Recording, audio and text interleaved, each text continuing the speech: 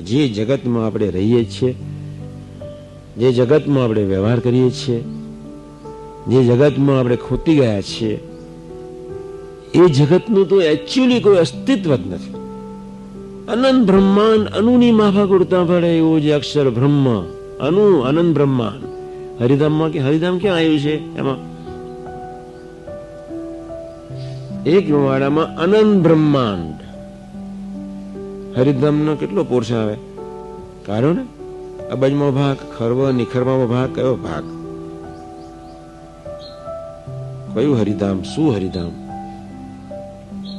અનંત બ્રહ્માંડ જેના રૂવાડે ઉડતા ફરે એવું જ અક્ષર બ્રહ્મ, ચિદાકાશનું ચૈતન્ય મંગલકારી નિર્દોષ સ્વરૂપ, નારાયણનું એ શરીર. કેવા એ નારાયણ હશે જેનું શરીર અક્ષર બ્રહ્મ?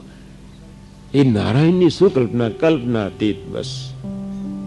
એટલે મોટા સ્વામી જ્ઞાન ભગવાન સ્વામિનારાયણ માટે એક જ શબ્દ વપરાય, પૂર્ણ પુરુષોત્તમ નારાયણ અથવા અક્ષરાધિપતિ. પૂર્ણ પુરુષોત્તમના અક્ષરાધિપતિ એક જ શબ્દમાં ભગવાન સ્વામિનારાયણનો મહિમા પૂરો થઈ જાય. એથી ધરતી પર બીજો કોઈ શબ્દ છે જ નહીં. અક્ષરાધિપતિ. બસ. અનંત બ્રહ્માંડ જેના રૂમાડે ઉડતા ફરે એવું અક્ષર બ્રહ્મ, ચિદાકાશનું ચૈતન્ય શરીર, જ્યાં પંચમહાભૂતના વિકારનો લેશ નથી, એવા કઈક વૈરાટ નારાયણો, કઈક પ્રધાન પુરુષો, કઈક મૂળ પ્રકૃતિ જેને સ્પર્શતી શક્તિ નથી, એવી એક પરમ ચેતના